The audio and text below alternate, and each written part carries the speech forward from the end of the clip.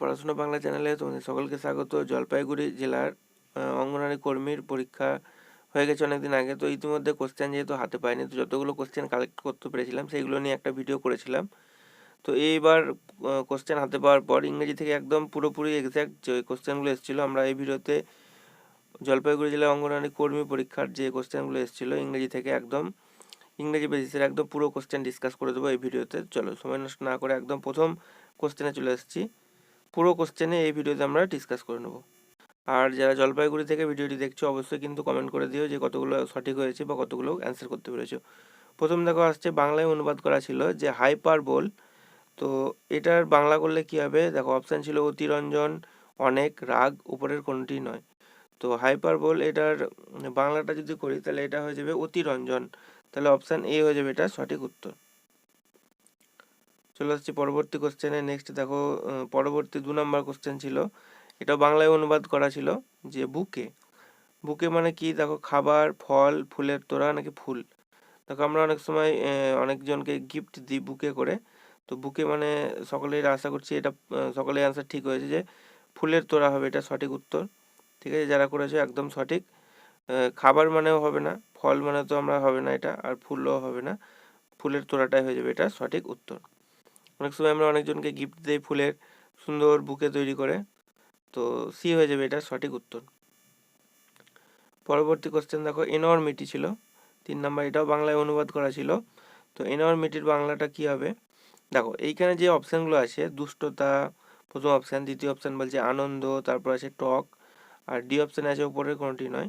তো এনর্মিটি এর বাংলাটা যদি আমরা বুঝতে পারি, এনর্মিটি মানে বলতে পারো যে বিশালতা, অন্যায়, অবিচার, এইগুলোর মানে হচ্ছে যে এনর্মিটি। ঠিক আছে, এনর্মিটির মানেটা যদি আমরা বাংলায় করতে চাই তাহলে বাংলা মানেটা যদি তোমরা বুঝতে পারো তাহলে মানে ইংরেজি থেকে বাংলাটা যদি বুঝতে পারো তাহলে তোমাদের ট্রান্সলেট করতে সুবিধা হবে। তো এনর্মিটির বাংলাটা যদি বলি তাহলে বিশালতা হবে, অন্যায় হবে, অবিচার, সব প্রত্যেকটার মানেই হচ্ছে এনর্মিটি। ঠিক আছে, তো এখানে দেখো দুষ্টতা এটা হচ্ছে না, আনন্দ এটাও হচ্ছে না, এবং টক এটাও হচ্ছে না। তাহলে তিনটেই যদি না হয় তাহলে অ্যান্সার কোনটা হয়ে যাবে? অপশান ডি হয়ে যাবে। তাহলে অপশান ডি হয়ে যাবে আমাদের অ্যানর্মিটি। যেহেতু এখানে একটাও মানে যেটা অ্যানর্মিটির যেটা মানে এক্স্যাক্ট একটাও ম্যাচ করছে না, দুষ্টতাও ম্যাচ করছে না, আনন্দ ম্যাচ করছে না, টকও ম্যাচ করছে না। তো তাই জন্য আমাদের সঠিক অ্যান্সার হয়ে যাবে অপশান ডি। যারা ডি করেছো একদম সঠিক।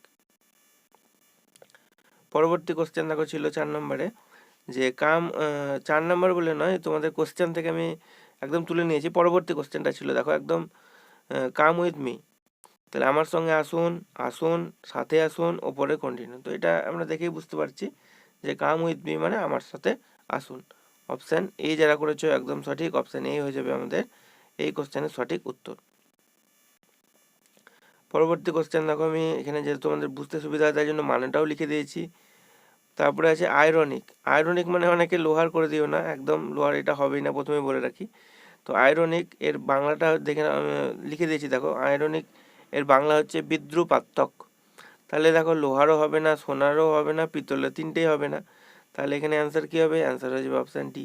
তোমাদেরকে মানেগুলো একটু কিন্তু জানতে হবে, হ্যাঁ। তাহলে আয়রনিকের বাংলাটা হচ্ছে বিদ্রুপাত্মক, তাহলে অপশান ডি হয়ে যাচ্ছে এটা সঠিক উত্তর। তাই জন্যে যেহেতু এগুলো হবে না, অনেকে আয়রন দেখে লোহার করে দিও না, এটা একদম তাহলে একদম পুরোপুরি ভুল হয়ে যাবে কিন্তু। ঠিক আছে, চলো পরবর্তী দেখো নেক্সট কোশ্চেন ছিল যে হি does not like vegetables. He does not like vegetables. তো এখানে বাংলা যেগুলো আছে দেখো, সে সবজি পছন্দ করে, তাহলে এখানে দেখো ডাজ নট আছে, তাহলে এখানে আমরা এটা দেখেই যদি বুঝতে পারি যে ডাজ নট মানে হি ডাজ নট লাইক ভেজিটেবল মানে পছন্দ করে না। তাহলে দেখো এখানে পছন্দ করে দেওয়া আছে, তাহলে এটা তো হতেই পারে না, হ্যাঁ। তারপরে দেখো এখানে যে দিয়েছে কি, এখানে যেটা দিয়েছে তোমার হি আছে, তাহলে হি মানে সে হবে। তাহলে এখানে ও দেওয়া আছে দেখো বিতে, তাহলে ও থাকার জন্য বিটাও হচ্ছে না। তাহলে he does not like vegetable, সে সবজি খায় না বা পছন্দ করে না। তাহলে এটা সি হয়ে যাবে আমাদের এটা সঠিক উত্তর। ঠিক আছে, সি যারা করেছো একদম সঠিক, সিটা হয়ে যাবে এটা সঠিক উত্তর। তো আমাদের 4 নম্বর অপশানে যাওয়ার কোনো দরকারই নেই। চলো পরবর্তী দেখো, পরবর্তী ছিল তোমাদের ট্রান্সলেশন যে I don't want anything to drink. আমি পান করতে চাই না, আমি চাই না পান করতে, আমি কিছু পান করব না, আমার পান করতে কিছু লাগবে না। তো দেখো এইখানে যদি অপশান টেস্ট করে আমরা এটা করতে চাই, যে I don't want anything to drink. তো এখানে আমি পান করতে চাই না, আই ডোন্ট ওয়ান্ট এনিথিং, আমি কিছু, কিছুটা এখানে দেওয়া না, এনিথিং মানে কিছু। তাহলে এখানে দেখো প্রথম অপশানে কিছু বলে কোনো নেই, তাহলে প্রথমটা হবেই না। দ্বিতীয় অপশানে দেখো কিছু বলে কিছু নেই, তাহলে দ্বিতীয়টা হচ্ছে না।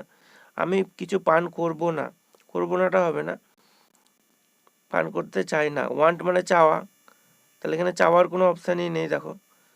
তো তাই না, তাহলে সেটা হচ্ছে না। তাই সেই অনুসারে আমরা যদি টেস্ট হিসাবে ঠিক করতে চাই তাহলে অপশান ডি হচ্ছে। কিন্তু এখানে এক্স্যাক্ট মানেটা যদি আমরা করতে চাই যে I don't want anything to drink, আমি কিছু পান করতে চাই না, এরকম থাকতো হতো। তো যাই হোক, এটা একটু কীরকম দিয়েছে, কীরকম টাইপের কোশ্চেন, তো আমার মনে হচ্ছে যে ডি হবে। তোমরা কি অ্যান্সার করেছো অবশ্যই একটু কমেন্ট সেকশনে, যারা জলপাইগুড়ি থেকে এক্সাম দিয়েছিলা অবশ্যই একটু কমেন্ট সেকশনে কমেন্ট করে দিও। চলো পরবর্তী আমরা অপশান টেস্ট করে কিন্তু তাহলে ডি মনে হচ্ছে, ডিটাই আমরা নিচ্ছি, যেহেতু এ বি সি হচ্ছে না। ঠিক আছে, পরবর্তী দেখো নেক্সট কোশ্চেন ছিল যে those kids don't speak English, ওই বাচ্চারা ইংরেজি বলতে পারে না, প্রথম অপশান।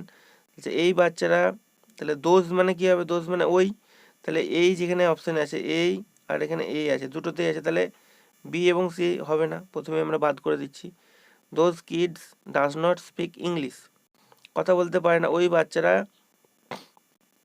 তোমার কথা বলতে পারে না, মানে those kid does not speak English, ওই বাচ্চারা ইংরেজি বলতে পারে না।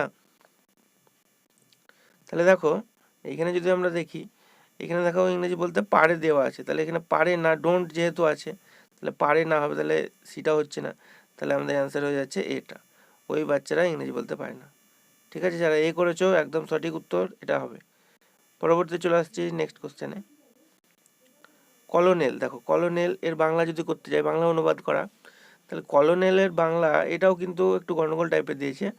কলোনেল দেখো সেনাপতিও বলতে পারো, আবার সিও বলতে পারো। এখানে যারা এ করেছো তাদেরও ঠিক হবে, এবং যারা সি করেছো তাদের দুটোই ঠিক হবে। দুটো ক্ষেত্রেই যেহেতু কোশ্চেন এরকম আছে, তো এরকম কোশ্চেন থাকলে দুটো ক্ষেত্রেই যারা এ করেছো তারাও নাম্বার পাবে, এবং যারা সি করেছো তারাও দুজনেই কিন্তু নাম্বার পাবে। ঠিক আছে, পরবর্তী চলে আসছে 10 number, I can beat you, তাহলে আমি আপনাকে হারাবো, আমি আপনাকে হারাতে পারি, আমি আপনাকে হারাতে, আপনি আমাকে হারাতে পারেন, নাকি ওপরে কন্টিনিউ। দেখো আমরা এটা মোটামুটি দেখেই বুঝতে পারছি যে আই ক্যান বিট ইউ মানে আমি আপনাকে হারাতে পারি, অপশান বিটাই হয়ে যাবে সঠিক উত্তর। যারা বি করেছো একদম সঠিক উত্তর হবে এটা। চলো পরবর্তী দেখো নেক্সট কী ছিল, পরবর্তী তোমাদের একটা টেক্সট দেওয়া ছিল, টেক্সটটা পড়ে তারপরে পাঁচটা করে কোশ্চেন ছিল। তো দেখো প্রথমে 1 থেকে 5 নাম্বার আমি কোশ্চেন, এটা ফার্স্টে আমরা টেক্সটটা একটু পড়ে নেবো। 1 থেকে 5 প্রশ্নের উত্তর নিম্নলিখিত গদ্যাংশ পাঠ করে দিতে হবে। তো আমরা এটা যদি পড়ে নিই, দেখো Steve was born in Tokyo Japan in 1950, Steve 1950 সালে জাপানের টোকিওতে জন্মগ্রহণ করেছিল। হি moved to London with his parents when he was 5 years old, যখন তার বয়স 5 বছর ছিল তিনি তার বাবা মার সঙ্গে লন্ডনে চলে এসেছিলেন। Steve started school there and father began work at the hospital, তাহলে স্টিভ তার স্কুল শুরু করেছিল এবং বাবা হসপিটালের কাজে যোগ দিয়েছিল। His mother was a housewife, তার মা ছিলেন গৃহকর্মী। অ্যান্ড হি হ্যাড 4 ব্রাদার্স, তারা 4 ভাই ছিল। He lived in England for 2 years then moved to Amman, সে ইংল্যান্ডে 2 বছর বাস করেছিল এবং তারপর জর্ডনের আমানে মুভ টু আমান, জর্ডনে আমানে চলে এসেছিল। Where he live there for 10 years, যেখানে সে 10 বছর ছিল। Steve then moved to Cyprus to study at Mediterranean university, তারপর পড়াশোনার জন্য মেডিটেরিয়ান ইউনিভার্সিটিতে পড়াশোনার জন্য সে সাইপ্রাসে চলে আসে। আনফর্চুনেটলি, দুর্ভাগ্যবশত, হি ডিড নট সাকসিড, সে সফল হয়নি। অ্যান্ড রিটার্ন টু জর্ডন, এবং সে জর্ডনে ফিরে আসে। His parent were very happy, so he decided to try in America, সেই জন্য সে, his parent were very happy, তার পিতামাতারা ছিল খুব সুখী। সো হি আনন্দিত ছিল। সো হি ডিসাইডেড, তাই সে স্থির করেছিল আমেরিকাতে ফিরে আসার জন্য। He applied to many colleges and universities, অনেক কলেজ এবং ইউনিভার্সিটিসে কী করেছিল, আবেদন করেছিল। In the stage in the state, এই স্টেটেই। And finally he got some acceptance offer from them, তাদের কাছ থেকে কিছু অফারও পেয়েছিল। He choose Wichita State University in Kansas, সেই কনসাসে উইচার ইউনিভার্সিটিটা চুজ করেছিল, মানে পছন্দ করেছিল। His major was biomedical engineering. He stayed there for 6 months। তারপর কী হয়, যে মেজর বায়োমেডিক্যাল ইঞ্জিনিয়ারিংয়ের জন্য, হিজ মেজর ওয়াজ, তার লক্ষ্য যেটা ছিল, তার মেজর ছিল যে বায়ো ইঞ্জিনিয়ারিং করার। হি stayed there for about 6 months and then he moved again to a very small town called Greensboro to study in small college। তারপর সেখানে প্রায় 6 মাস থাকেন এবং তারপর সে কী করে, তারপর আবার সে একটা ছোট্ট শহর গ্রিনসবরোতে অধ্যয়ন করতে চলে আসেন। তো এই ছিল তোমাদের একটা টেক্সট। তো এখানে এরপরে যে কোশ্চেনগুলো ছিল আমরা দেখে নেব। দেখো, প্রথম কোশ্চেন ছিল যে কানসাসে স্টিভ কোন ইউনিভার্সিটিতে গিয়েছিল। দেখো, মেডিটেরিয়ান ইউনিভার্সিটি, উইচা স্টেট ইউনিভার্সিটি, নাকি ওপরের দুটি। তো অ্যান্সার কী হয়ে যাবে, অ্যান্সার হয়ে যাবে দেখো উইচা স্টেট ইউনিভার্সিটি, আমরা এক্ষুনি পড়লাম। তো বি যারা করেছো একদম সঠিক, এটা হয়ে যাবে উত্তর। তারপরে দেখো নেক্সট কোশ্চেন ছিল 2 নম্বর, যে এই অনুচ্ছেদে আনফরচুনেটলির বাংলা। আনফরচুনেটলি মানে হচ্ছে দুর্ভাগ্যবশত। তাহলে দেখো, কপালের জোরেও হবে না, দক্ষতার সাথে এটাও হবে না, নিরপেক্ষভাবে এটাও হবে না, দুর্ভাগ্যবশত। অপশান ডি হয়ে যাবে আমাদের এটা সঠিক উত্তর। তাহলে ডি করেছো, একদম সঠিক উত্তর হবে। তারপরে নেক্সট দেখো কোশ্চেন ছিল, when did he move to Amman Jordan, কখন সে আমানজরনে ফিরে আসে। তাহলে দেখো 1950 সালে সে কী হয়েছিল, জাপানে গিয়েছিল।